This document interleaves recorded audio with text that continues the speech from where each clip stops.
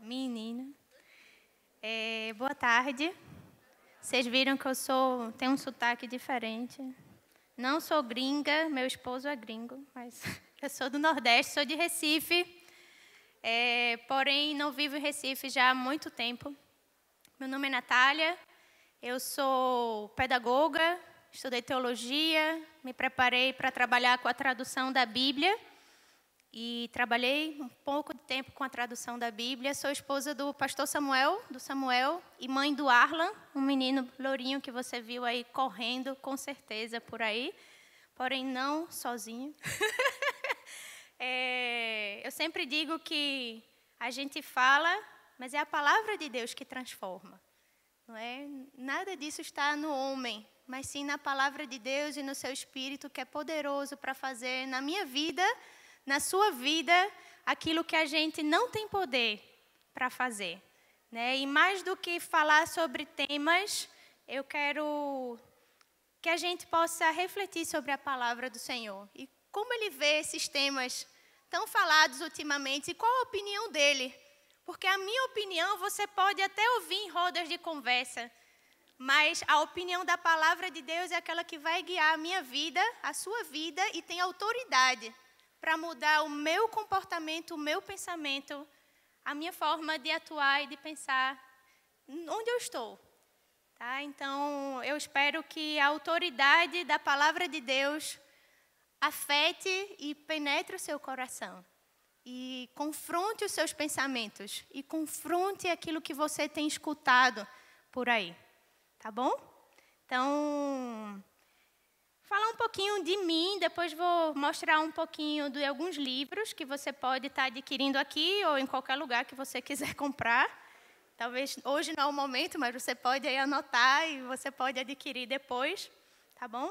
Como eu falei, minha trajetória de vida, eu me converti com 13 anos, no Palavra da Vida. Deus já tinha começado essa obra na vida da minha irmã, e eu me converti no Palavra da Vida em janeiro de 2009. Faz tempo, né? Meu Deus. Não, 2009 não, 99. 99, que é isso, gente? Eu disse 2009, está muito cedo. 99. Né? Depois a gente orou muito pelo meu irmão. Talvez você conheça o meu irmão, o pastor Eduardo Bittencourt. É meu irmão. A gente evangelizou, eu e meu irmão. E o Senhor quis alcançar a vida dele pela sua graça. E Deus começou uma boa obra na nossa família, e não só na vida de um indivíduo, mas na vida de uma família. Né? E nos chamou para o ministério. Né? Quando eu tinha 15 anos, eu estava servindo no Palavra da Vida, e o Senhor me chamou para trabalhar com missões. Não ouvi uma voz, o anjo não falou comigo, Natália, eu quero você.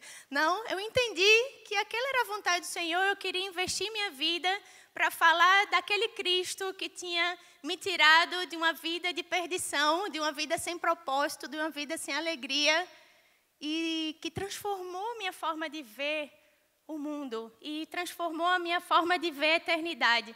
E eu disse, Senhor, aqui eu estou, eu quero te servir, onde o Senhor quiser que eu vá. Terminei meus estudos, fiz a faculdade, comecei a ler sobre missões transculturais, orei e disse, rapaz, eu acho que pedagogia é o curso. Fiz pedagogia, terminei pedagogia, já tinha feito antes da faculdade 1 ano de Palavra da Vida. E quando eu terminei a faculdade, eu ia fazer mestrado na Federal no tema exatamente de gênero. Que bomba, hein? Eu disse, Senhor, que bomba, não é para eu estar aqui não. Já tinha orientador, já tinha tudo. Eu disse, isso não é o que o Senhor tem para a minha vida. Aí, conversando com meu irmão, que hoje é meu pastor, evangelizamos meu irmão, ele se converteu e hoje ele é meu pastor. Que bênção, né? Mas, conversando com ele, ele disse, rapaz, tem que ir para o seminário logo. Aí eu fui para o seminário, me preparei, terminei o seminário, dei um retorno para a minha igreja em Recife e fiz o curso de tradução da Bíblia, para trabalhar com a tradução da Bíblia para povos não alcançados. Cheguei a começar um trabalho aqui no Brasil com povos indígenas, apoiando uma família que trabalha com tradução da Bíblia. E nesse período, eu conheci meu esposo, Samuel, e conversando sobre isso, ele disse, como você se vê daqui a 5, 10 anos? que ele queria saber, né, se eu queria ser, minha vida era só tradução da Bíblia ou tinha outro negócio. Eu disse, rapaz, eu me vejo discipulando pessoas e ensinando a palavra de Deus. Ele disse, eu também. Então, simbora. A gente conversou, a gente noivou, nos casamos no período de 1 ano e meio. E aí eu sabia que eu não iria, em breve tempo, trabalhar com a tradução da Bíblia, porque eu iria seguir o meu esposo naquele período da sua vida. Ele estava estudando no mesmo seminário que eu estudei, e aí eu volto para o seminário para ensinar crianças, filhos de missionário, e todo mundo assim, nossa, como você deixa de trabalhar com a tradução da Bíblia para ensinar filhos de missionários, filhos de estudantes no seminário? Eu disse, rapaz, porque Deus me chamou para servir. Deus me chamou para servir a Ele. E mais do que tradução da Bíblia, Deus me chamou para auxiliar o meu esposo, onde ele estivesse. E aí, a gente terminamos o ano do Samuel no seminário, e o estágio pastoral dele com a ICEB foi no Panamá. E aí fomos para o Panamá. Lá nasceu o Arlan, panamenho brasileiro. Né? E agora, nossa, e agora? Como você vai trabalhar com a tradução da Bíblia? Era sempre a pergunta das pessoas, né? Porque Natália é a tradutora da Bíblia. Ninguém se lembra que Natália é crente. Ninguém se lembra que Natália é esposa ou tem um filho. Né? E eu me lembro lá dando discipulado para a Delfina, que está estudando aqui no seminário, e outras jovens na minha casa, dando de amamentar para o meu filho e ensinando a Bíblia. Né? E eu disse, cara, é isso, é discipulado. Né? Na hora de amamentar, você está instruindo e você está seguindo. Não vou dizer que isso foi um processo fácil. Tá bem? Até ontem alguém estava perguntando para o Glauber, né, como é a vida de uma missionária solteira. Eu disse, cara, sempre cresci, desde que eu me converti, trabalhei no ministério, e trabalhei em ministérios radicais, que eu sempre queria ir para lugares que ninguém queria ir. Né, indo para a África, para onde fosse, para onde era perseguição eu queria estar. Né, e eu disse, cara, eu sempre fui acostumada a carregar peso, tomar as decisões da minha vida em relação ao ministério baixo a orientação do Senhor, né? Mas sempre fui acostumada assim, aqui vou orar, vou sentar com a liderança, depois da orientação da liderança eu vou tomar certas atitudes, né? Porque ninguém vai para missões sem que a liderança esteja apoiando esse trabalho, essa missão. Né? E quando eu me casei, e agora o Samuel é o líder da nossa casa, é o líder do ministério que o Senhor tem para a nossa vida, né? Não vou mentir que tem algumas vezes que é difícil, né? Porque alguns anos atrás eu fui acostumada a tomar as decisões, a carregar peso, a fazer as coisas e me meter no meio da mata. Mas agora eu tenho um esposo que vai carregar o peso por mim. Carrega, fica à vontade. Quero mais problema na coluna não, gente. Né? A gente malha, faz exercício para estar bem, para servir ao Senhor, ter força para servir ao Senhor. Mas se o meu esposo pode fazer coisas que eu sei que eu posso fazer, mas eu quero dar a alegria, o privilégio para ele fazer por mim. Não é? Deus dá outras forças e outras capacidades para o homem que eu posso reconhecer que é melhor que ele faça por mim. Né? Então, tendo esse panorama, né, de que talvez seja um pouco parecido com a sua vida de trabalho, de estudo, de ainda você não casou, ou talvez você casou e ainda enfrenta algumas coisas assim, umas lutas, uns questionamentos, porque hoje, meus irmãos, aquela pessoa que trabalhava com tradução da Bíblia 10, 12 horas por dia, num contexto indígena, não existe mais. Existe a mãe que acorda 6 da manhã, que vai na academia, que volta para casa, que dá o café da manhã para o filho, que faz o almoço, que leva ele para o parque, que bota ele para dormir, que descansa porque está cansada, que chega de tarde e dá discipulado para jovens na igreja, né? E prepara a janta do filho, prepara a janta do marido, bota o filho para dormir. Dormiu. Tem um grupo de mulheres lá na igreja, eu vou ensinar a Bíblia, volto para casa. Meu esposo ficou lá, porque a gente é uma equipe. E a gente vai ver um pouquinho sobre isso no nosso estudo e na nossa conversa de hoje, tá bom? Podem perguntar, tá? fiquem à vontade. No final, a gente vai ter um tempinho para perguntas, mas fica à vontade. Se você não quiser anotar ou não tem como anotar, me perguntar. Tá bom? Eu queria indicar alguns livros. O que Deus diz sobre as mulheres. Feminilidade e feminismo. Tá bom? Deus é sexista, algumas questões que são importantes, que às vezes você escuta tanto, mas não tem, às vezes, uma resposta para isso. Não é? Esse é um bom livro. Esposa, excelente. Mas eu não sou casada, mas um dia, se Deus quiser que você case, porque pode ser que Ele não tenha isso para a sua vida. Eu tinha 30 anos. Acabei de voltar de uma sobrevivência na selva e tinha terminado um relacionamento antes de conhecer o Samuel. E eu disse, Senhor, aqui estou, eu quero ir para onde o Senhor me enviar. Se eu não casar, amém. Se eu casar, amém. Porque o Senhor é tudo para a minha vida. E eu não preciso de um casamento para ser feliz ou para te servir. Mas se o Senhor tem isso para a minha vida, amém. Né? Então, se o Senhor tem isso para a sua vida, e você quer estudar sobre isso, ou até não tem isso para a sua vida, mas você quer saber mais sobre isso, Esposa Excelente, uma perspectiva bíblica, se prepare para apanhar. É um bom livro. Eu sempre gosto de apanhar biblicamente, é bom. Muito importante. Para os homens, para as mulheres que estão aqui, Deus, Casamento e Família. Esse livro é fantástico. Né? Para qualquer pessoa que esteja aqui, homem, mulher, que seja, traz conceitos, reconstruindo o fundamento bíblico. Fantástico esse livro. Vale a pena você investir. Aqui não diz o preço, perdeu a oportunidade, né? Mas vale a pena investir nesse livro, muito bom.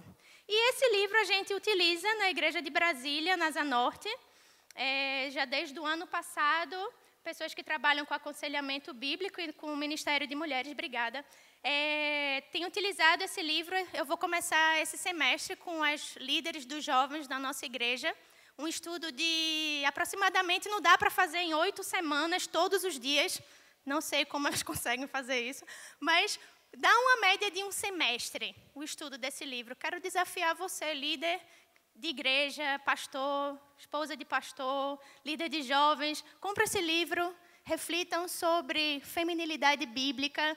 Fantástico esse livro. São 2 livros. Mulher, Sua Verdadeira Feminilidade, Design Divino, que é o tema dessa palestra. E tem um segundo livro, que são, deixa eu ver aqui, Design Interior, 10 elementos da feminilidade. É o livro 2. Então, são 2 livros, dá para trabalhar em um ano.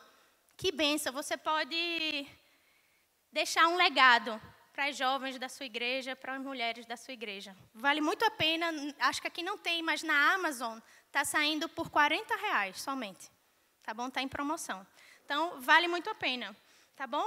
Então, dando essa introdução, já tendo orado, já tendo compartilhado um pouquinho da minha vida com vocês, eu queria lançar 2 perguntas para a gente começar o estudo. Eu sempre gosto de saber o que está na mente das pessoas, ou o que elas pensam. Pode ser que não seja o seu pensamento, mas vamos trazer uma chuva de ideias sobre essas perguntas. Pode participar, por favor, participe.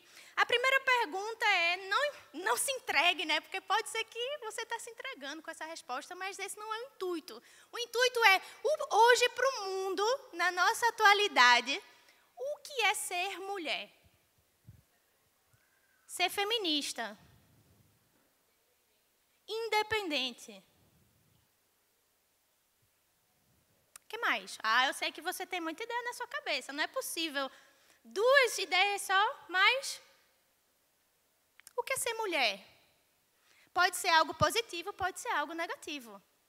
Ou pode ser o que você pensa. O que é ser mulher? O que define ser mulher nos dias de hoje?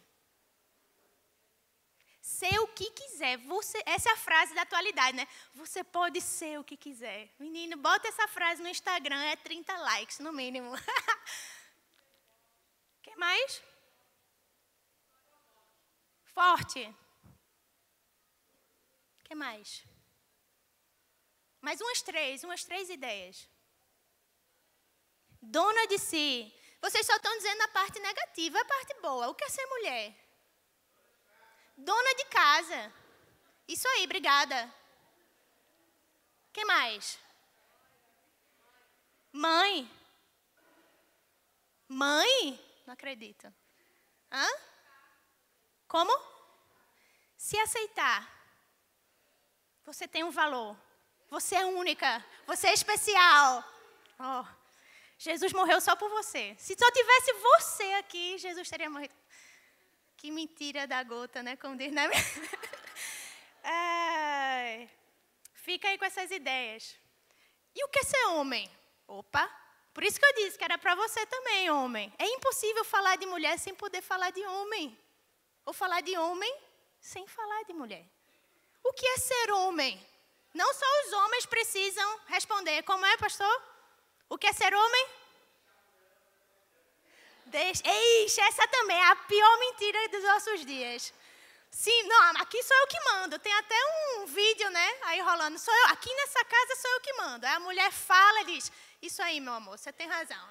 A gente vai fazer isso mesmo. Quem mais? O que é ser homem? Líder. Opa, gostei, viu? Gostei. É o quê? Rotulado pela sociedade.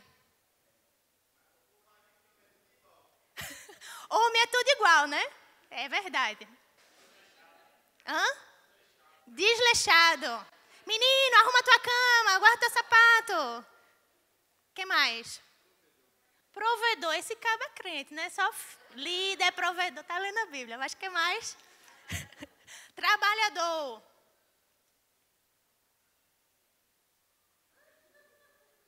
Que mais? Forte. Companheiro. Mais dois. Hã? Sacerdote, esse é crente. Mais um. Machista. Isso aí é um lado negativo. Isso aí, estamos falando do lado negativo. Mas por que eu estou trazendo essas perguntas? Porque dificilmente, no nosso dia, a gente para pensar sobre essa definição. Por quê? Porque a gente vive num mundo pluralista, onde você pode ser o que você quiser. Falta identidade. O que define ser um homem, o que define ser uma mulher. Na época que eu estava na faculdade, e eu estudava pedagogia, tinha uma disciplina de sociologia, e eu era monitora dessa senhora. Meu Deus. E aí, um dia, ela teve que sair e me deixou para dar aula. Qual era a aula? Não existe esse padrão de ser homem ou de ser mulher. Ninguém nasce homem, ninguém nasce mulher. Você se torna homem, você se torna uma mulher. É isso que estão ensinando na faculdade. Que absurdo isso. Talvez você nunca escutou isso, mas é isso que as pessoas escutam em cursos de humanidade, humanas. É esse tema. Ninguém nasce homem, ninguém nasce mulher. Você se torna homem, você se torna mulher, você se torna o que você quiser. Você pode ser isso aqui um tempo, se você enjoou, você pode ser outra coisa. Esses são os padrões que nós temos enfrentado todos os dias. Mulher, você tem que ser igual ao homem. Quem disse que você não pode fazer isso? Quem disse para você que você não pode? Faz um crossfit que tu vai lá e consegue carregar esse peso. Você pode. Tem que ser tudo igual. E a gente escuta isso. E eu gostei muito. Eu esqueci de indicar um livro muito bom que eu estudei antes de trazer essa palestra, mas que eu gostei muito. Chama Feminilidade Radical. Né? Muito bom esse livro, fenomenal. Né? E, saiu aqui.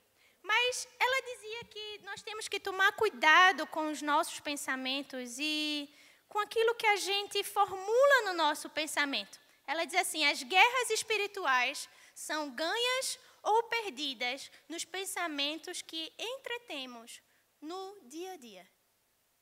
Tudo começa na sua mente. Aquilo que está aí na sua cabeça. Por que eu não posso?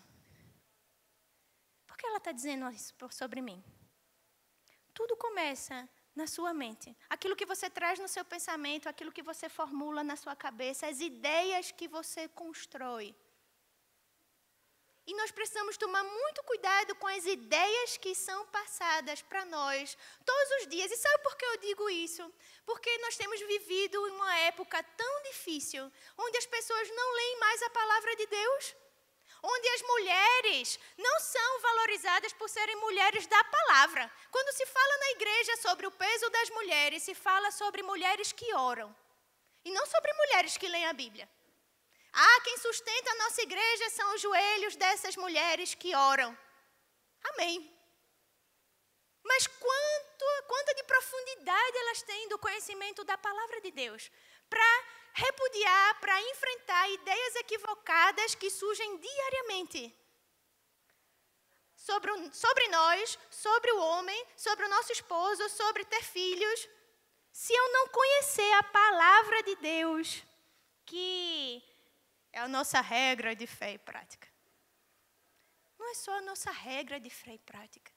É onde você conhece esse Deus que você disse que alcançou a sua vida. Onde você conhece os seus pensamentos, o seu querer, o seu coração, a forma como elabora e os seus propósitos imutáveis. Se você não conhece a palavra de Deus, você nunca vai poder refutar a mentira do diabo. Você vai se enganar como Eva, que disse, eu não posso nem tocar e nem comer. Mas não foi isso que Deus disse. Acho que Eva estava pensando em outra coisa quando Adão disse para ela que ela não poderia comer do fruto. Acho que ela estava tentando fazer muitas coisas ao mesmo tempo, como todas nós fazemos. E não absorve a verdade daquilo que Deus disse. Temos vivido épocas em que jovens pessoas não leem a palavra de Deus. E é difícil ser um sacerdote se o sacerdote não guia sua família na palavra de Deus. Vamos abrir o texto de Gênesis capítulo 1. Oba, isso aí eu aprendi na escola dominical quando eu tinha 3 anos. Né? Gênesis capítulo 1, a partir do versículo 26. Vamos percorrer esse texto, refletir sobre alguns enganos que nos são ensinados pelo feminismo, pelo machismo. Eu não gosto desses termos porque parece que eles são os vilões do nosso dia. Mas o vilão do nosso dia, meu irmão, é o pecado. É o pecado que nos seduz, é o pecado que nos engana, é o meu e o seu desejo de nos rebelar contra Deus e sua palavra. Contra esse mundo tenebroso, contrário a Deus. A culpa é do pecado, que encontra lugar no meu e no seu coração, e é contrário a Deus. A culpa, claro, a ideologia vem do pecado. Mas é pecado do meu coração, do seu coração. Né? E a Bíblia é tão fantástica porque ela vai ensinando aquilo que Deus diz, refutando enganos que a gente escuta todos os dias. E assim diz a palavra do Senhor, até o capítulo 2, versículo 20. Também disse Deus, preste atenção no texto, façamos o homem à nossa imagem, conforme a nossa semelhança. Tenha ele domínio sobre os peixes do mar, sobre as aves dos céus, sobre os animais domésticos, sobre toda a terra e sobre todos os répteis que rastejam pela terra. Criou Deus, pois, o homem à sua imagem. A imagem de Deus o criou, homem e mulher os criou. E Deus os abençoou e lhes disse, sede fecundos, multiplicai-vos, enchei a terra, sujeitai-a. Dominai sobre os peixes do mar, sobre as aves dos céus, sobre todo animal que rasteja pela terra. E disse Deus ainda, eis que vos tenho dado todas as ervas que dão semente e se acham na superfície de toda a terra, e todas as árvores em que há fruto que dê semente, isso vos será para mantimento. E a todos os animais da terra, e a todas as aves dos céus, e a todos os répteis da terra, em que há fôlego de vida, toda erva verde lhe será para mantimento, e assim se fez. Viu Deus tudo quanto fizera, e eis que era muito bom. Houve tarde e manhã, 6º dia. Assim, pois, foram acabados os céus e a terra e todo o seu exército. E havendo Deus terminado no dia 7º a sua obra que fizera, descansou nesse dia de toda a sua obra que tinha feito. E abençoou Deus o dia 7º e o santificou, porque nele descansou de toda a obra como o Criador fizera. Esta é a gênese dos céus e da terra quando foram criados, quando o Senhor Deus os criou. Não havia ainda nada, nenhuma planta do campo da terra, pois ainda nenhuma erva do campo havia brotado, porque o Senhor Deus não fizera chover sobre a terra, e também não havia homem para lavrar o solo, mas uma neblina subia da terra e regava toda a superfície do solo. Então formou o Senhor Deus ao homem do pó da terra e lhe soprou nas narinas o fôlego de vida, e o homem passou a ser alma vivente. E plantou o Senhor Deus um jardim no Éden, da banda do Oriente, e pôs nele o homem que havia formado.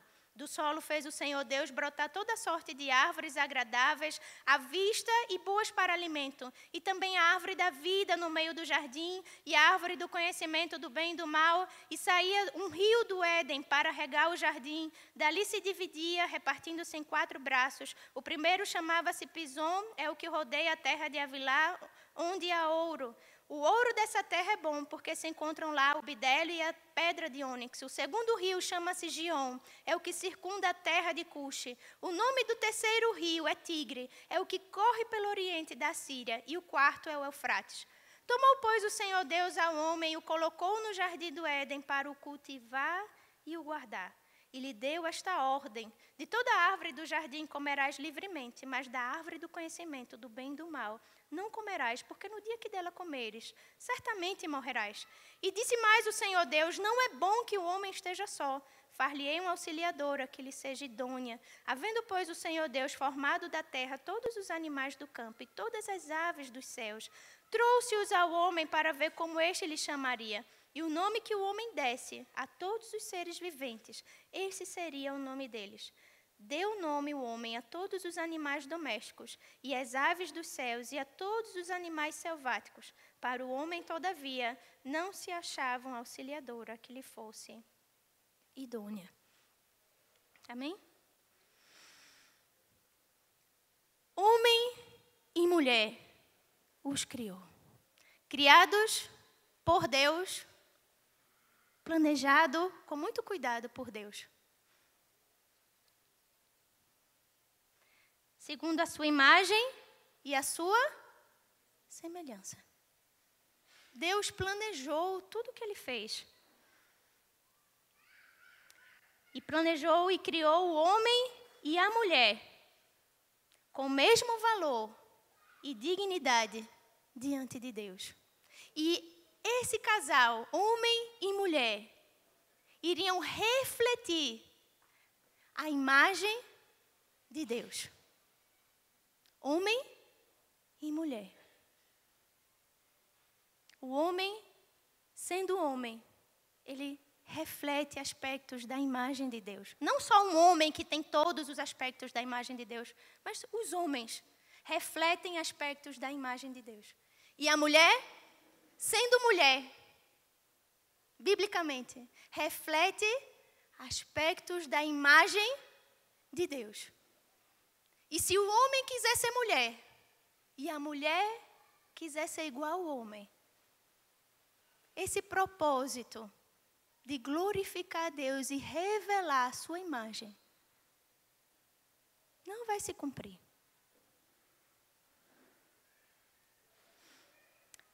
Aí fora diz que, eu estava lendo um artigo esses dias e dizia: ninguém nasce mulher, se faz mulher. Essa foi uma das grandes feministas da segunda onda do feminismo. São 3 ondas. Eu não quis dedicar tempo para falar das ondas do feminismo, porque isso está em tantos livros e tem tantas pessoas que podem falar isso melhor do que eu. E eu preferi que a gente refletisse biblicamente sobre esses enganos que a gente escuta todos os dias. Tá? A mulher é um ser inferior. Quem disse? Homem e mulher os criou. Planejado por Deus. E Deus disse que isso era bom.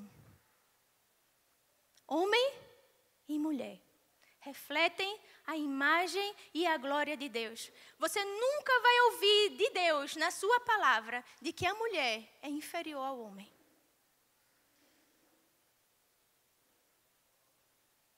Ou de que você nasceu para ser outra coisa a não ser mulher. Ou que você nasceu para ser outra coisa a não ser homem.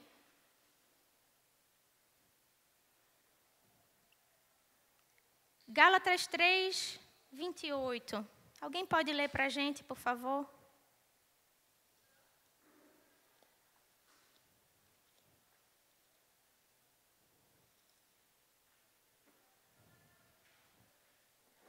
Gálatas 3, 28.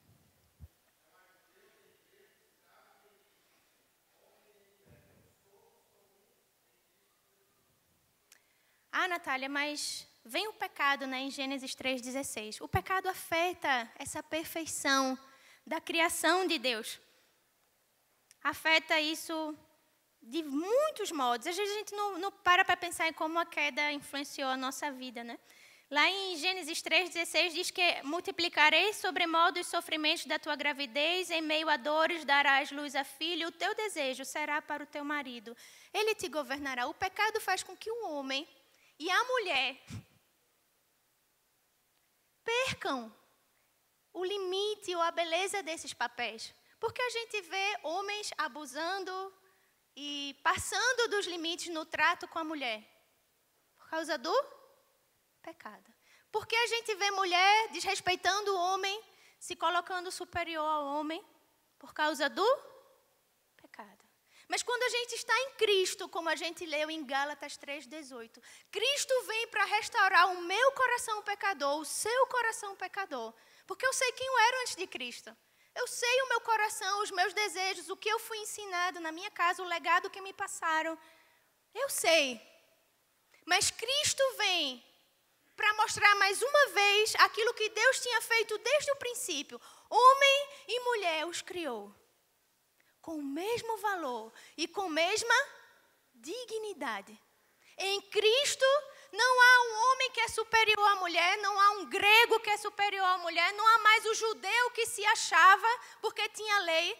Ah, tu tem a lei, que bom para você. Realmente isso fez, como disse Paulo no capítulo 3 de Romanos, isso realmente foi fantástico para você. Mas você está desprezando isso. Você não é melhor do que ninguém.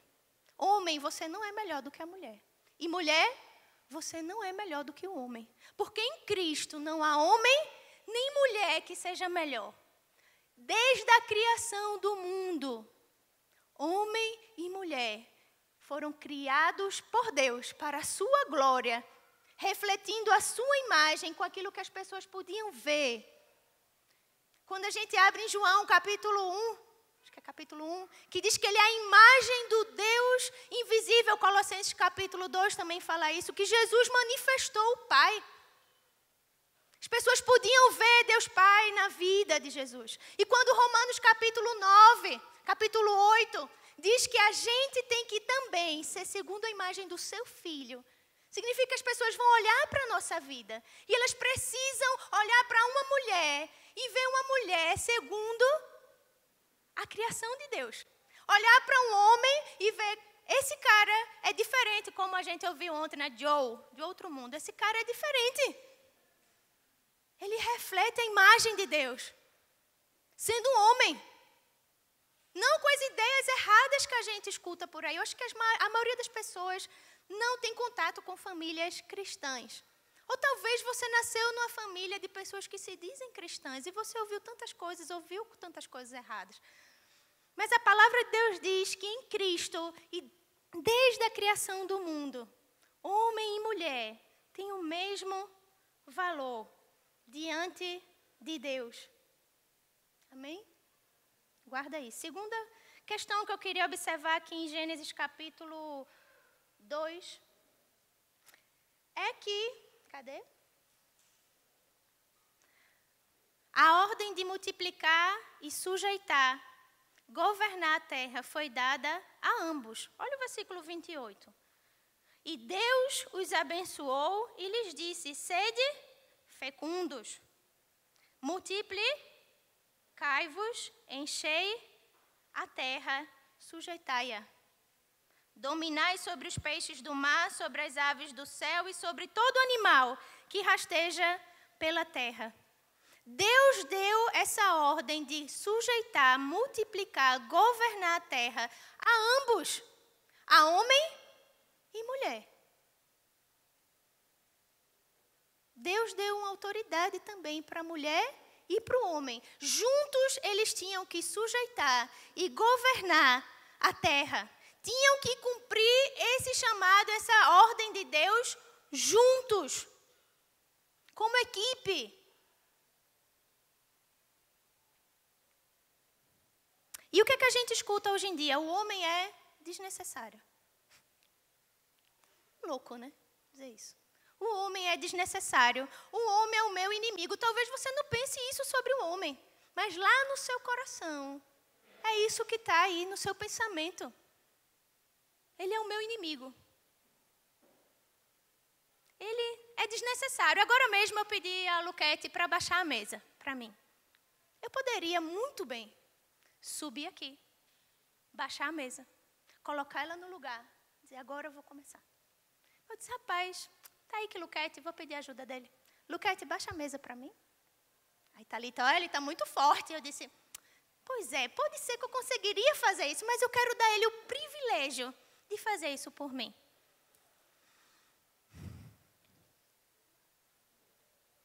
Primeira Coríntios 11, de 11 a 12.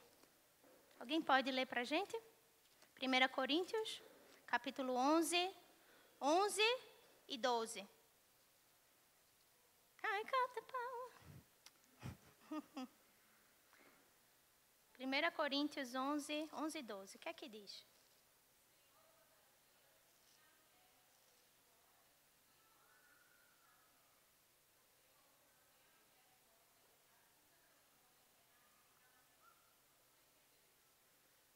Nem a mulher é independente do homem, nem o homem independente da mulher. Como provém a mulher do homem, assim também o homem é nascido da mulher. E tudo vem de Deus. Você precisa da mulher. E você, mulher, precisa do homem. Talvez você foi crescida para fazer tudo, foi criada para fazer tudo na sua casa. Ou lhe ensinaram que você tem que ser independente. Tem que pagar suas contas, você tem que fazer isso, você tem que mandar na sua vida. Ou o homem, posso fazer tudo, não preciso de mulher não, para me dizer o que eu tenho que fazer. Isso é uma mentira. A Bíblia diz que eu preciso do homem que ele criou. E esse homem precisa de mim. Para que a gente possa cuidar, sujeitar, governar a terra que ele criou para a sua glória. O homem e mulher, ao invés de competir, acho que vocês que trabalham em empresas, talvez vejam muito isso. Uma competição por cargo, por salário, por... Estou dizendo que a mulher não tem que receber igual, não.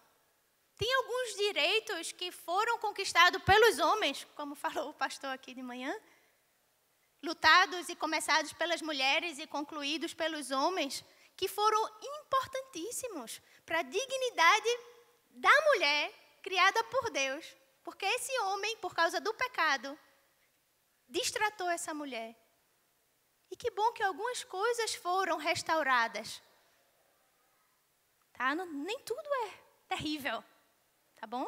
Tem muitas coisas positivas na história, não é? Muitas mesmo, em relação à dignidade e ao valor que a mulher tem, que foram conquistadas ao longo da história. Isso é muito importante. Mas o que não pode existir, e que existe às vezes até dentro do casamento, por exemplo, no Panamá, é muito clássico, dentro das igrejas, você encontrar casais que têm os seus salários. Esse aqui é o meu dinheiro, esse aqui é o seu dinheiro. E um dia falando com a irmã, ela disse, nossa, que bom, meu marido passou uma dificuldade, que bom que eu tinha um dinheiro para emprestar para ele. Eu olhei assim, eu disse, é o quê? Eu disse, é o quê? Não, porque esse dinheiro aqui eu pago a luz, eu pago isso, depois eu fico com o dinheiro para mim. Aí a mulher não sabe o que o marido gasta, a mulher também não sabe o marido também não sabe o que a mulher faz com outro dinheiro, porque é o dela. Depois que ela pagou as responsabilidades da casa, ela pode usar com o que ela quiser.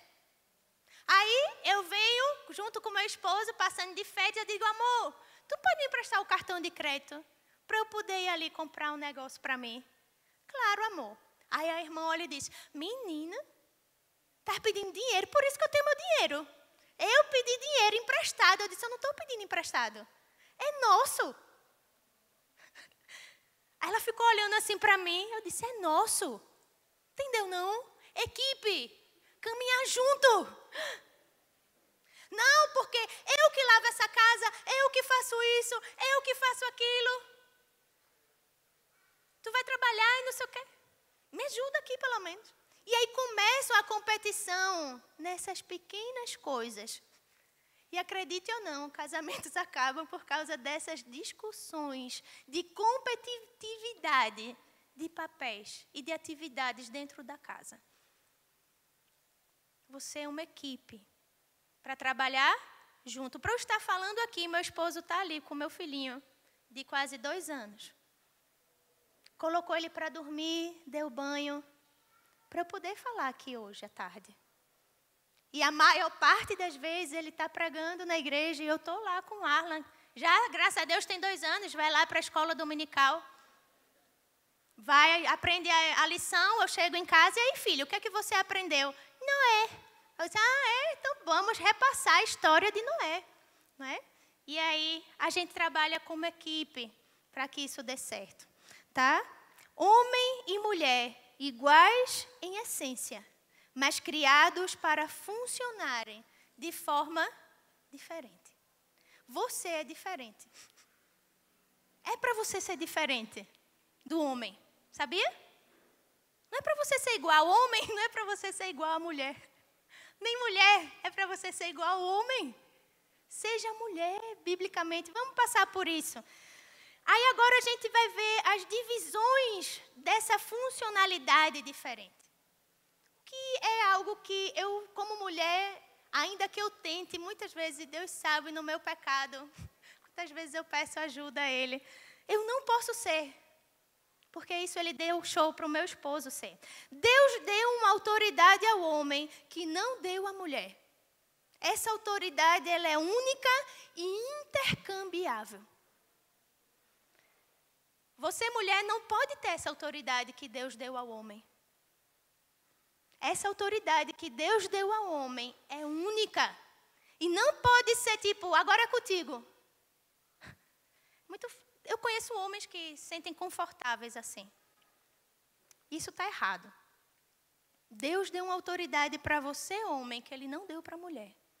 E você precisa assumir essa responsabilidade, essa liderança, essa autoridade, porque você não pode trocar de papel com a mulher em relação a essa autoridade. Tá certo? Que autoridade foi essa que Deus deu ao homem? Já que Deus tinha dado autoridade à mulher e ao homem para sujeitar a terra, o que Deus deu para o homem que não deu para a mulher?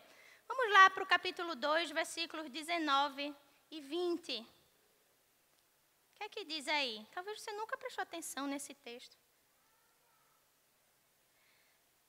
Gênesis capítulo 2, versículo 19 e 20. O que é que diz?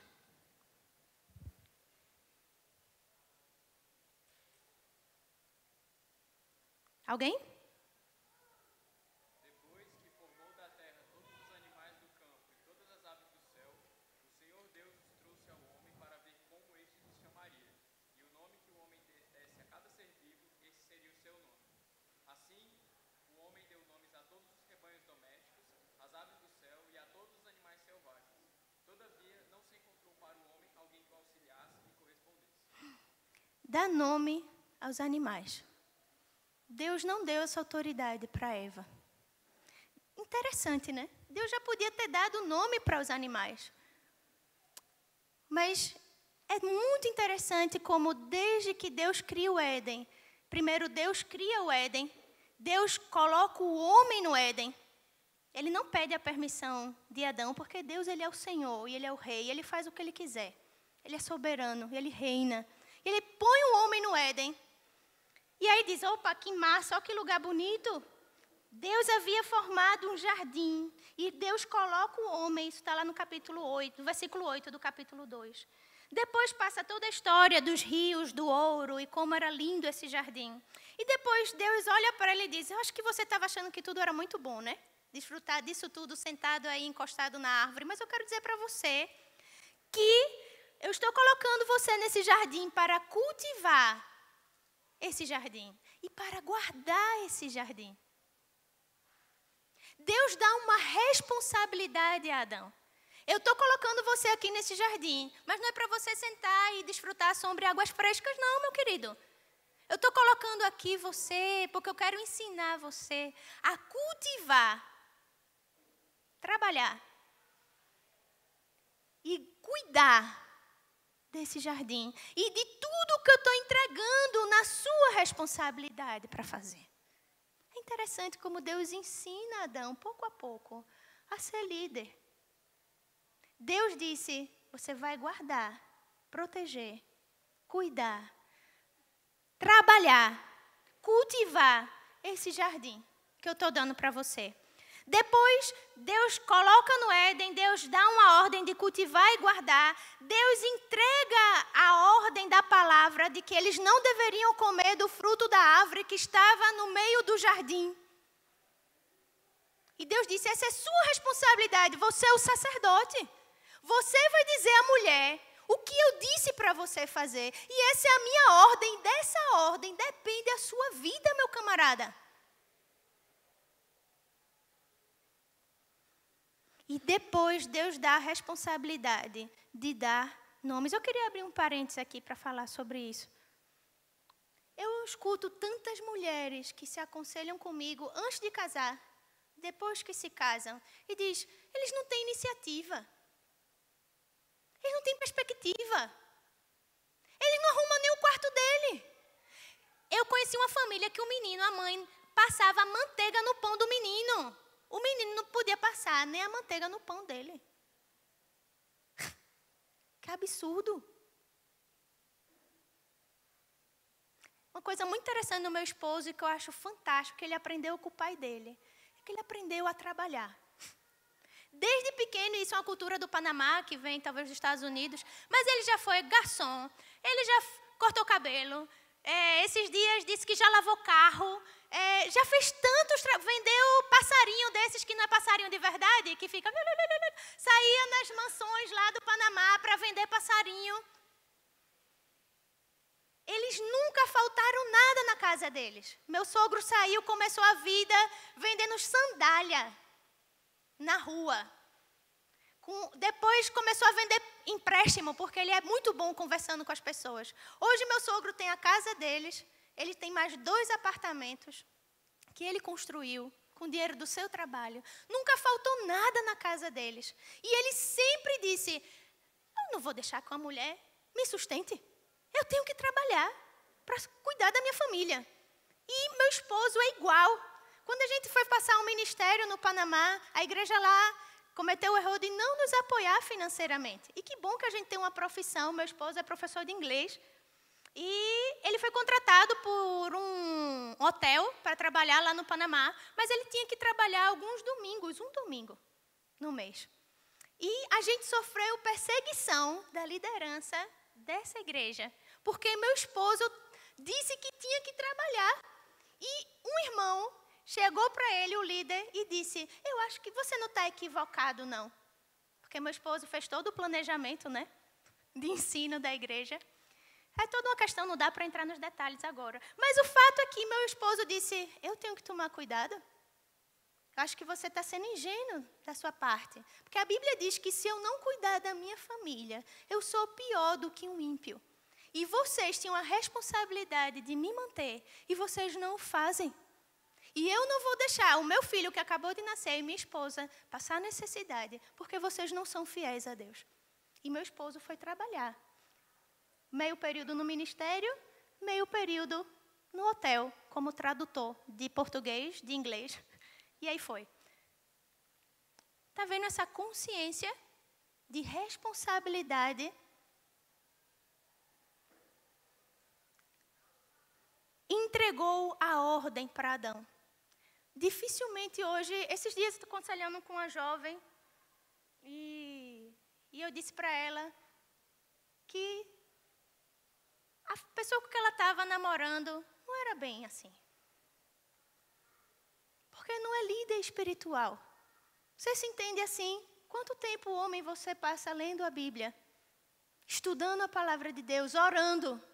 E um dia eu estava dizendo para alguns jovens da ICEB, num evento que vocês fizeram ano passado, eu não imagino eu tendo que perguntar ao meu esposo se ele está lendo a Bíblia ou não, porque eu sei que ele está lendo a Bíblia. Não que eu não possa animá-lo, mas eu sei que ele ama a Deus de todo o coração. E que ele vai buscar a palavra de Deus. E que ele senta com o nosso filho para instruí-lo na palavra. Porque ele deve fazer assim, porque ele não deve fazer assim. Na palavra, não é porque eu acho que você deve fazer assim, Arlan. É porque a Bíblia diz que você deve fazer assim. Homem, você tem uma responsabilidade. Se você não casou, se você está casado, se você quer casar, se você já está casado, você tem uma responsabilidade de guiar a sua família na verdade da palavra de Deus, porque Deus entregou essa ordem para você. E se você não assumir essa responsabilidade, disso depende a vida da sua família. E quando Adão e Eva pecaram, ainda que Eva foi a primeira a tomar o passo, Deus não busca Eva, Deus busca Adão. E diz, porque você ouviu os conselhos da sua mulher, que foi errado, você vai sofrer assim, assim e assim. Deus foi conversar com o homem, não foi conversar com Eva. Você é diferente do homem, porque ele deu uma autoridade ao homem que não deu a você. Embora hoje em dia as pessoas digam que você tem uma autoridade igual ao do homem, isso não é verdade. O feminismo e a nossa sociedade põem a ênfase nos papéis, porque igualam os papéis como valor intrínseco. Eles colocam no papel o valor da pessoa. Você faz tal coisa porque você tem valor para fazer isso. E a autoridade, ela é dada não por causa do valor, senão porque é assim. E falando sobre autoridade, tem um grande vilão nos nossos dias, e as mulheres e os homens, talvez, tremem quando a gente escuta a palavra submissão. Submissão. Sou besta não. Como diz no Nordeste, eu não sou besta não. Submissão. Parece que é um vilão que percorre os nossos dias.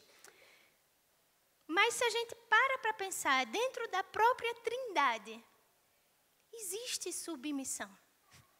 Vocês sabiam disso? Deus Pai, Deus Filho, Deus Espírito Santo. Deus Pai tem autoridade para iniciar e direcionar algo que o Filho não tem. Acho que meu esposo sempre fala isso, que a gente confunde os papéis da Trindade e a gente ora sem razão. Espírito Santo, faça isso, isso, isso. Não, ele não é para fazer isso. Jesus, faz isso, isso. Não, Jesus não é para fazer isso. Jesus, em nome de Jesus, faz isso. Deus Pai, Deus Filho, Deus Espírito Santo. Deus Pai tem uma autoridade que o Filho não tem. Mas nem por isso o Filho é menor do que o Pai. Ou o Espírito é menor do que o Filho, ou menor do que o Pai. A autoridade não está baseada em dons e habilidades. O Pai, o Filho e o Espírito Santo são iguais em atributos. Iguais em perfeição. Mas desde a eternidade existe submissão, meu querido e minha querida. É fácil para a gente como pecadoras, ou como pecador, homem, a se submeter a uma liderança masculina que está acima de você. Não é só a mulher que tem que se submeter, não. Se você tem um líder homem acima de você, você tem que se submeter a ele. Eu conheço muitos missionários que não se submetem à autoridade da liderança. E vai mal. Pode apostar, vai dar errado. Porque no reino de Deus é assim. A gente precisa aprender a se humilhar e a se submeter. Sempre alguém vai ter que se submeter a alguém. A autoridade não é por causa de dons, nem de talentos. Eu posso fazer melhor do que ele, eu tenho certeza que você pode. Mas certas coisas, Deus colocou ele para fazer. porque é assim. Né? Semana passada, ou antes, 2 semanas atrás, no Panamá, eu e meu esposo, a gente estava discutindo um tema. É fácil, né, para a Natália? É fácil para ninguém, minha gente. O fato dele ter autoridade não significa que eu não possa dar a minha opinião, certo? Como as feministas dizem que a mulher perdeu a voz, pelo menos na minha casa, meu esposo me deixa falar, certo? E aí, na semana retrasada, eu disse, mas você não está ouvindo a minha opinião. Ele disse, eu ouvi a sua opinião, mas a gente vai fazer assim. Irmãos, eu fui para o quarto, aí eu fui orar, eu disse, Jesus, me ajuda a me submeter, porque isso. Ele disse, eu ouvi você, eu ouvi a sua opinião, mas eu acho que nesse assunto a gente vai fazer assim. E aquilo veio assim no meu coração, eu disse, meu Deus, me ajuda a me submeter e a honrar o Senhor, me submetendo ao meu esposo. E aí eu disse, tá certo, amor, é isso mesmo. Também se eu não achasse, ia ser daquele jeito mesmo. Então, então é melhor a gente aceitar, né? Mas não significa errado dizer que você não tem voz, isso é uma mentira. Precisa ser construído isso como equipe, tá certo? Homem, você tem autoridade, mas não é para humilhar a sua esposa. É para entender que a sua autoridade, como diz em Efésios capítulo 5, versículo 28 e 29, diz que o homem deve amar a sua esposa, cuidar dela como Cristo ama a igreja. Você acha que é fácil, difícil submeter? Pai, difícil é amar a gente como Cristo amou a igreja. Ouvindo toda a nossa ladainha sempre. Nossas perguntas sempre. Isso é que é difícil. É muito difícil amar como Cristo amou a igreja e a si mesmo se entregou por ela. Isso é muito difícil. Né? Então, quando a gente entende como crentes que o esposo ele tem uma autoridade não para humilhar e para desmerecer a mulher, porque Deus não fez isso. E a mulher entende que o homem está ali como líder e que eu preciso no Senhor me submeter. As coisas funcionam melhor. A gente trabalha como Deus funcionou e quis desde a fundação do mundo, como equipe, subjugando. Agora imagine se Eva tivesse dito, eu não acho não que esse nome aqui devia ser cachorro. Nem esse aqui devia ser gato. A gente faz isso, né? Não estava lá com Eva, mas a gente faz isso. E aí Deus vai lá e diz, capítulo 3, aí Deus pega e diz, cala a tua boca, porque até teu nome é teu marido que vai te dar. Tu te chamarás varoa, porque do varão foi tomado. E depois disse, teu nome é Eva, porque tu serás uma mãe de muitos. Até o nome de Eva foi Adão quem deu. Forte isso, né? Uma autoridade que não deu para você, mas que deu para o homem. E a gente precisa entender isso, vendo a beleza disso. E por fim, dentro de Gênesis, desses 2 capítulos, nessa autoridade do homem, Deus vê que não é bom que ele esteja só. E Deus cria a mulher com um propósito. Se você chegou aqui sem saber qual é o seu propósito de vida, estou dizendo para você aqui no capítulo 2 de Gênesis, versículo 18 e versículo 20. Não é bom que o homem esteja só.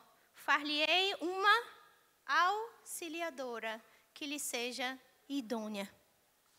Qual o propósito da sua vida como mulher? Auxiliar.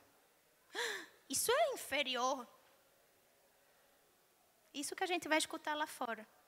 Auxiliar vem de uma palavra hebraica que diz eser, que é referida à pessoa de Deus no Antigo Testamento. Tão bom a gente orar e dizer, Senhor, me ajuda.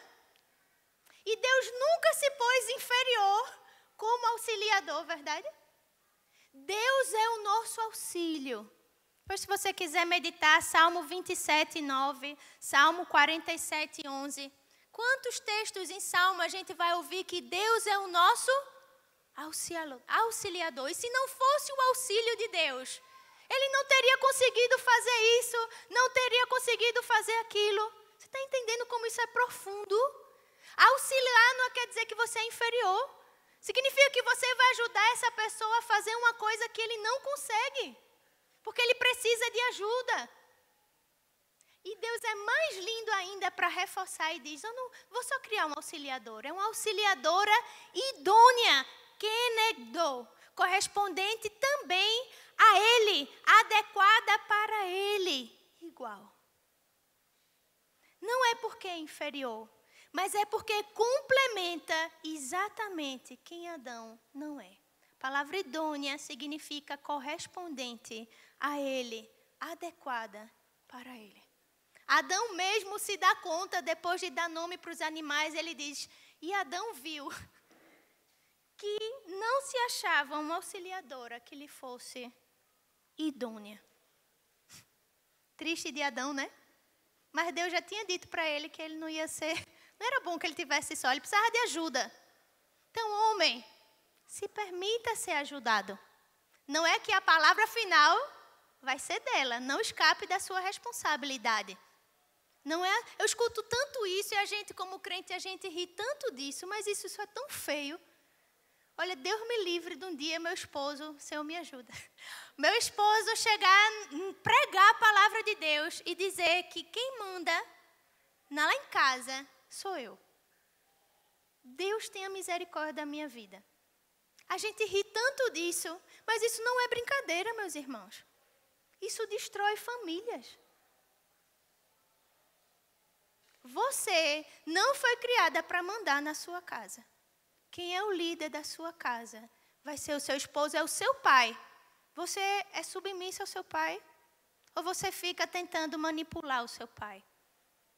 Para que ele faça exatamente o que você quer que ele faça, porque a gente sabe fazer isso. Mas auxiliar, idônea, isso é, ou seja, é uma ajuda que corresponde a Deus. Né? Então, por exemplo, lá em casa, meu esposo, ele é muito bom funcionando sob pressão. Na época ele estava no seminário, chegava a última semana e ele ia terminando os trabalhos. E aí, quando a gente se casou, eu dizia, amor, mas tu deixa para a última hora. Ele disse, eu funciono melhor assim. Na época eu estava no seminário, na última semana eu já tinha feito todos os trabalhos. E eu só estava pronta para fazer a prova, a mala arrumada e ir embora para casa. E aí, essa vez que a gente se casou, foi o último ano dele, e eu fui para o seminário. Uma semana antes eu disse, olha, já separa a sua roupa, que a gente vai se embora daqui. E eu tenho que fazer a mala. Não, mas vai dar tudo certo. Eu disse, não, Senhor. Eu preciso que você separe a sua roupa para eu arrumar a mala, porque tal dia, tal hora a gente vai embora. E lá foi ele separar as roupas e continuar a fazer os trabalhos. A gente foi embora do seminário, os amigos dele do seminário, tudo brincando, né? Rapaz, essa foi a primeira vez que o Sam saiu daqui sem deixar nada para trás. Fez tudo com antecedência.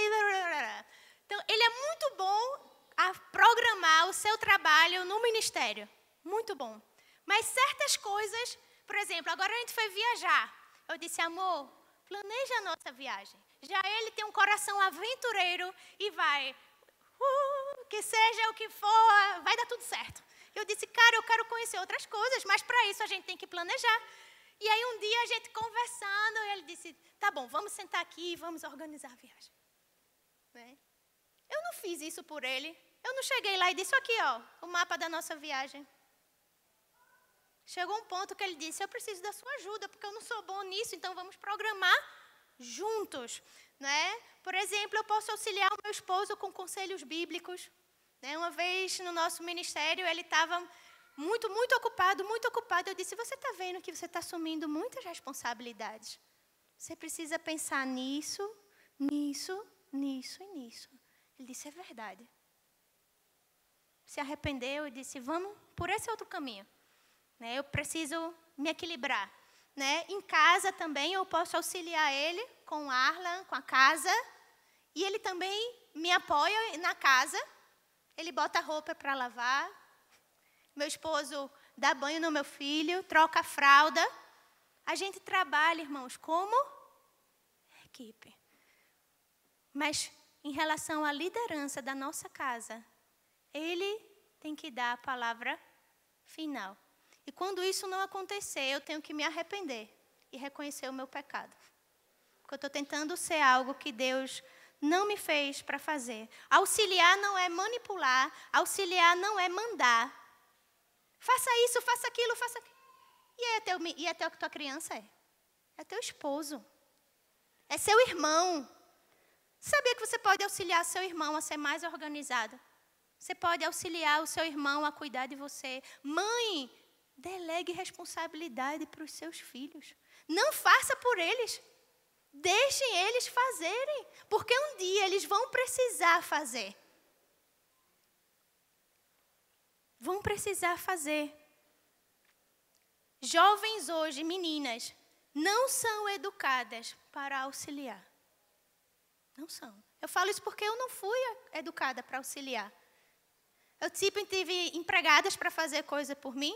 Depois que meu pai perdeu tudo, minha mãe fazia tudo por mim. Até que eu cheguei no ministério, estudar no seminário, e eu tinha tarefinha. Eu tinha que arrumar meu quarto, eu tinha que passar pano no chão. Vocês tinham que ver aquela menina pegando o pano de chão com a ponta do dedo para passar pano no chão. E as meninas que já faziam isso desde criança, dizendo, mais rápido. Eu disse, olha, é o seguinte, você sempre fez isso na sua vida, a minha vida não foi assim, mas eu vou aprender.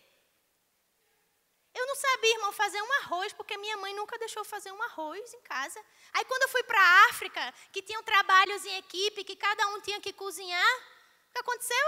Eu não sabia cozinhar. Aí vem o relatório do estágio. Ela precisa aprender a cozinhar, porque isso dificulta a equipe. Você sabe cozinhar? Sabe passar um pano? Se não sabe, menina, saindo daqui, mãe, me dê um pano que agora eu vou limpar a casa. É nós. Together, né?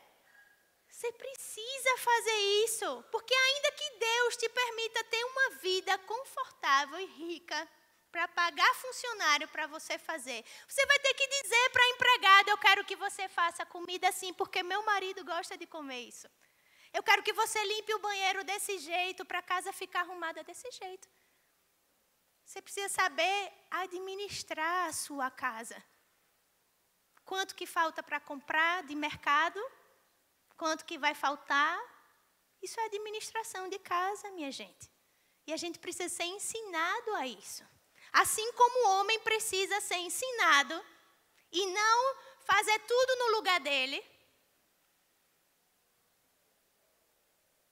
Não faça tudo pelo seu filho. Deixa ele aprender.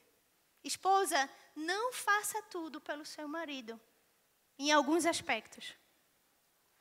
Ele precisa aprender. Ele precisa aprender a ser líder. Ele precisa aprender a tomar iniciativa. E se você fizer isso por ele, ele nunca vai aprender. Seja auxiliar, não tome o lugar dele. E não manipule ele.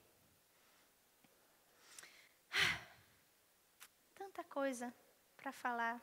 Mas o nosso tempo está bem adiantado, 4h20. Mas eu não queria sair daqui, porque isso tem incomodado tanto o meu coração. Fechando esse aspecto de autoridade, de valor, de dignidade, de liderança. Não sei, quem quiser sair, pode ficar à vontade. Se já passou da sua hora, você quiser ir jogar vôlei, brincar, fica à vontade. Tá bom? Não sei se eu tenho esse tempo. Não sei, o pessoal da Comoceb. Eu não queria sair daqui sem falar de um aspecto que tem incomodado tanto o meu coração. E eu queria falar com você, menina. Pode ser menino também, porque como a nossa sociedade está tão plural, né? A gente precisa também, às vezes, falar para o menino. Não é? Isso tem incomodado tanto o meu coração. Eu queria conversar com você como se a gente estivesse numa padaria. Assim como eu faço com as meninas que eu discipulo. Ou na sala da minha casa. Ou a gente sentar para tomar um café da manhã ali na padaria e conversar sobre um aspecto que tem incomodado tanto o meu coração. e que às vezes a gente faz ou porque a gente não percebe, ou porque a gente é ingênuo, ou porque a gente sabe o que está fazendo mesmo, a gente não se dá conta, não sei. Eu quero falar isso porque alguns anos atrás, quando eu tinha me convertido, minha irmã, que foi a pessoa que me discipulou, ela me exortou sobre isso. Logo no início da minha conversão, isso foi tão importante para mim, para ensinar o meu coração. Tem pessoas que você pode caminhar, que vai exortar a sua vida e te vai ajudar a crescer. Tenha um ouvido atento para ouvir a exortação e em Deus buscar ser de acordo com a sua palavra. Né? Eu queria falar sobre roupa, sobre a intenção do coração.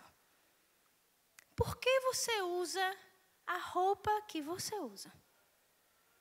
Homem e mulher. Porque hoje tem umas roupas mais apertadas de homem, né?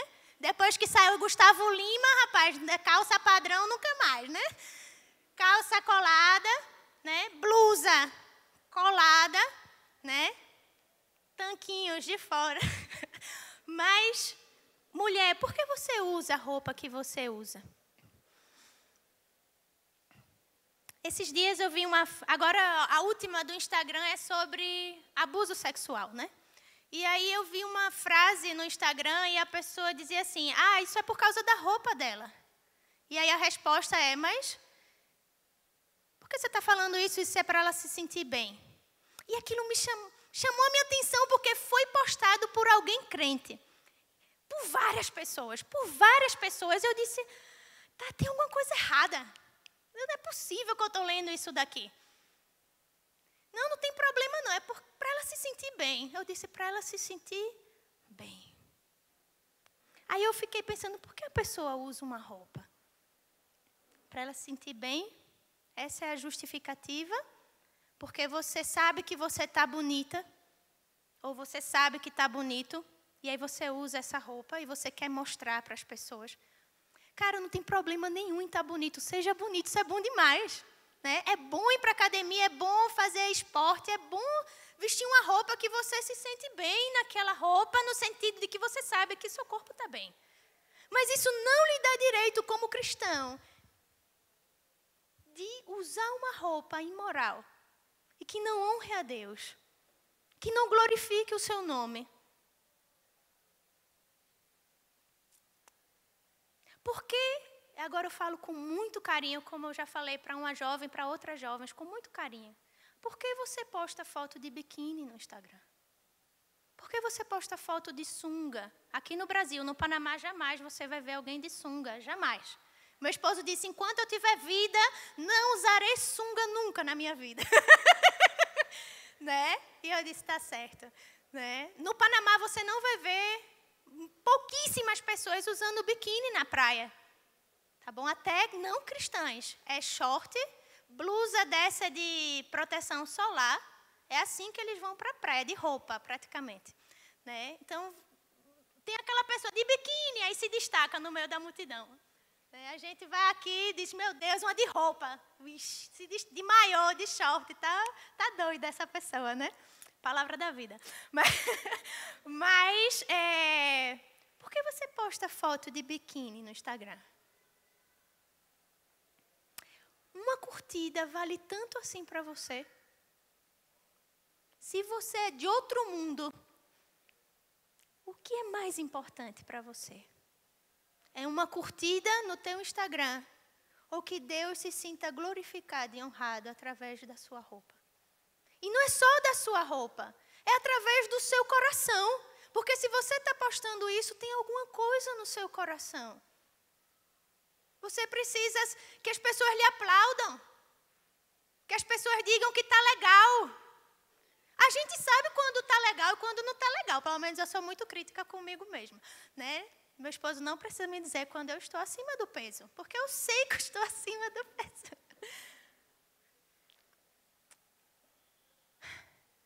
Por que a gente faz isso? Como eu não quero que você faça o que eu digo, eu queria ir para alguns textos da Bíblia. Né? 1 de Pedro, eu queria que a gente observasse nestes textos o que eles têm em comum.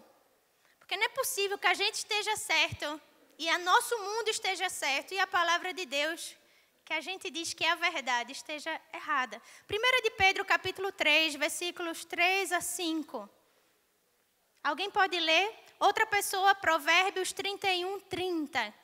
1 de Pedro 3 a 5. Provérbios 31, 30. 1 Timóteo 2, 9 e 10. E Gálatas 2, 22. 1 de Pedro 3 a 5, Provérbios 31, 30, 1 Timóteo 2, 9 e 10 e Gálatas 2, 22. O que esses textos têm em comum? Quem achou pode ler.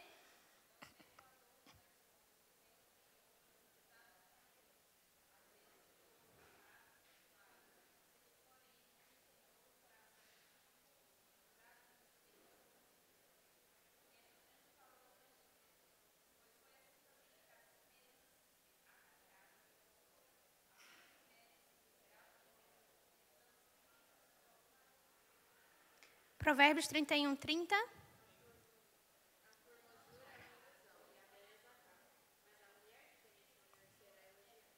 Primeira Timóteo 2, 9 e 10.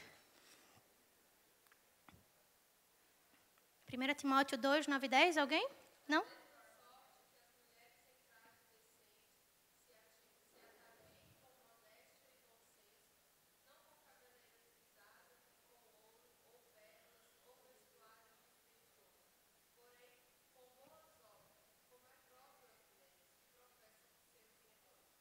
Gálatas 2, 22.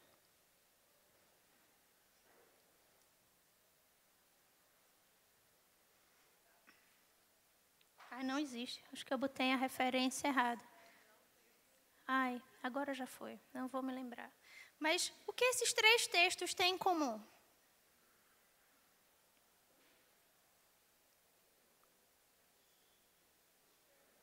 A vestimenta, o coração, a vaidade. Ele fala de vestimenta, mas não é qualquer vestimenta. Primeiro, não é algo que você deve gastar tanto dos seus recursos para isso, certo? Segundo, essa vestimenta ela tem que ser como? Com pureza, com sensatez, com decência, certo?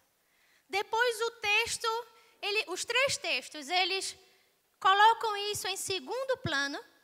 Ele não está dizendo que a mulher não tem que ser bonita, não tem que se arrumar, não tem que se cuidar. Ele não está dizendo isso. Ele está supervalorizando uma coisa em detrimento da outra. O que o texto valoriza? O que os três textos valorizam? A essência, mas a pureza, a graça é vã, a formosura é vã. Mas um coração temente a Deus. Ele disse: a coisa mais linda e que o tempo não pode apagar é o temor de uma pessoa a Deus. Conversando com a conselheira cristã, que sempre que eu quero conversar em Brasília, eu procuro essa pessoa. Ela dizendo que estava aconselhando uma senhora de 60 anos, que tinha um corpo muito bonito, porque é verdade, tem mulheres de 60 anos, hoje em dia, que têm corpos mais bonitos do que meninas de 20 anos. Essa é a verdade, infelizmente. É assim, minha gente. Mas ela dizendo que essa mulher de 60 anos estava frustrada e que estava conversando com ela no aconselhamento bíblico, porque toda a sua vida ela foi acostumada aos homens aplaudirem, tocarem no carro, darem cantada, e de repente os caras não estavam fazendo mais isso. Eu disse: eu estou incomodada. O que eu tenho que fazer para que isso volte a acontecer? Sabe o que ela fez? Botou um short super curto e foi andar na Avenida de Brasília. Somente. Aí alguns carros, né? Tristeza. Tenho que pôr um short curto porque eu sinto falta disso.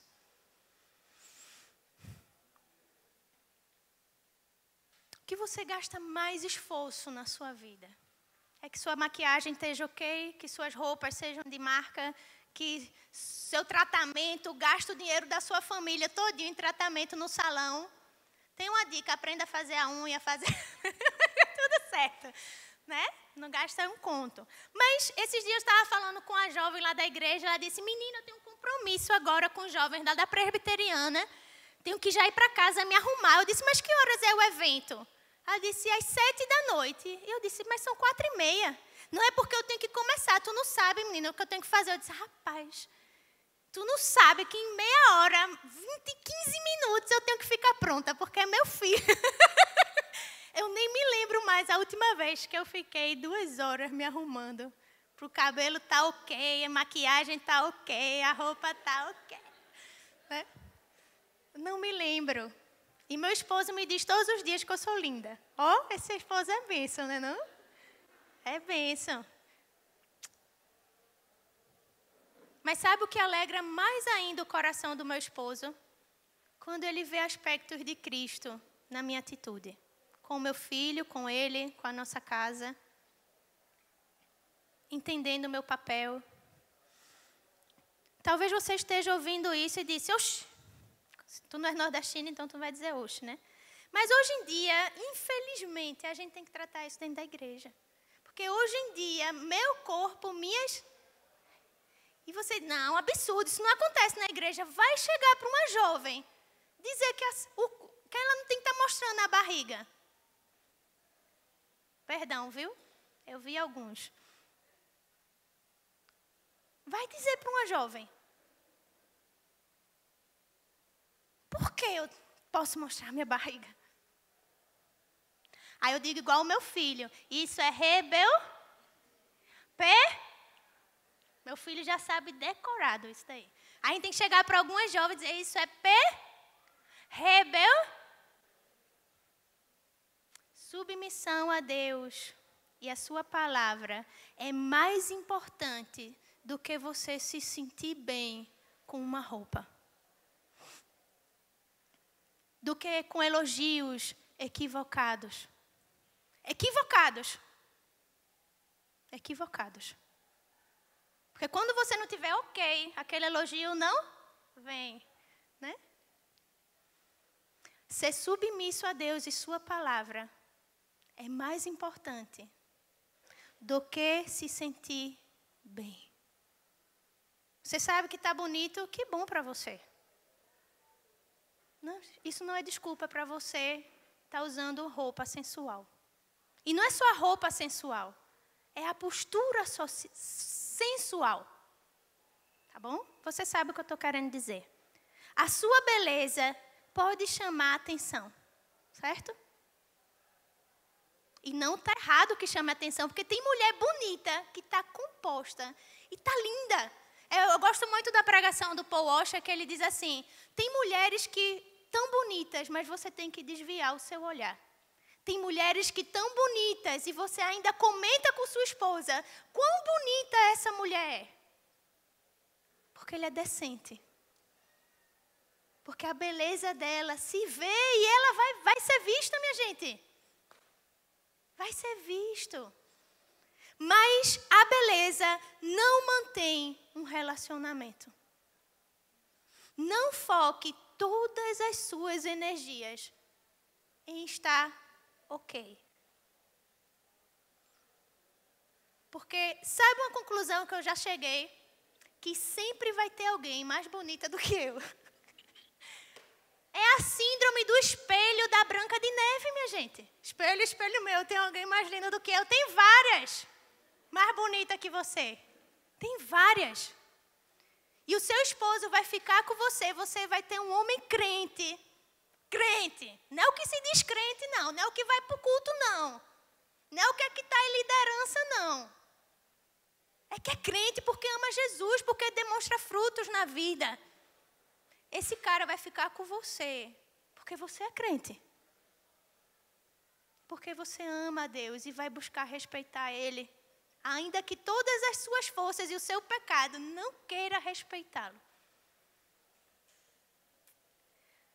Que legado deixaram para você na sua casa? O que você ouviu desde criança? Eu não sei. Eu sei o que eu ouvi. E se não fosse o poder da cruz de Cristo e o seu evangelho, minha vida seria uma desgraça. Terrível. Terrível.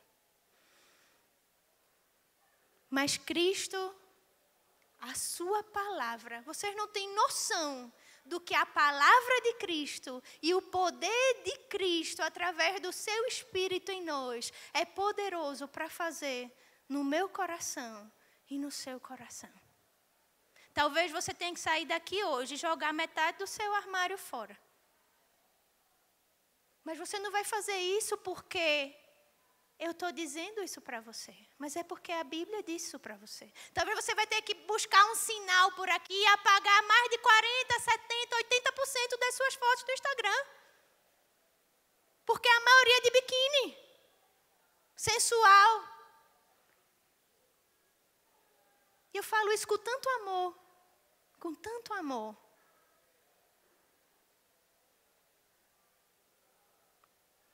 Deixe que Cristo e sua palavra e o conselho de outras pessoas sejam usados por Deus para transformar nossas vidas.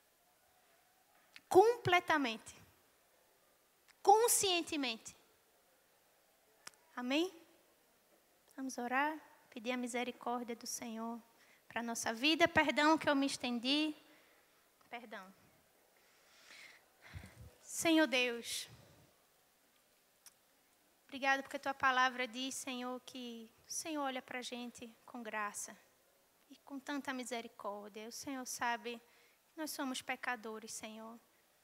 Talvez tenham pessoas aqui que ainda não se encontraram com o poder do teu evangelho para transformar suas vidas. Talvez tenham pessoas aqui que se encontraram com o evangelho, que decidiram seguir a Cristo, mas não têm dedicado tempo na tua palavra, para que a tua palavra, Senhor, confronte os seus corações. Obrigada, Senhor, porque podemos nessa tarde refletir juntos sobre o que o Senhor pensa de nós. Qual a verdade do Senhor sobre quem nós somos, Senhor.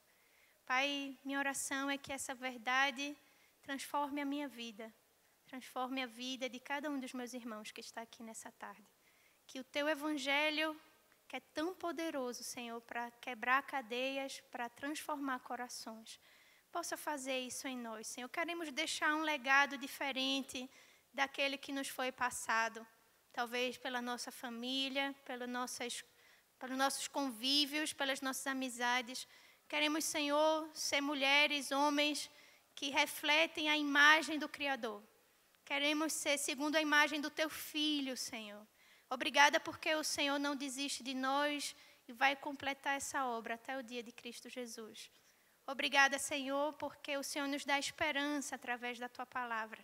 Esperança para crer, Senhor, que o Senhor é poderoso para mudar a nossa mente, o nosso coração, as nossas intenções, os nossos desejos, Senhor, e os nossos projetos. Que sejam os teus desejos, os teus projetos, Senhor.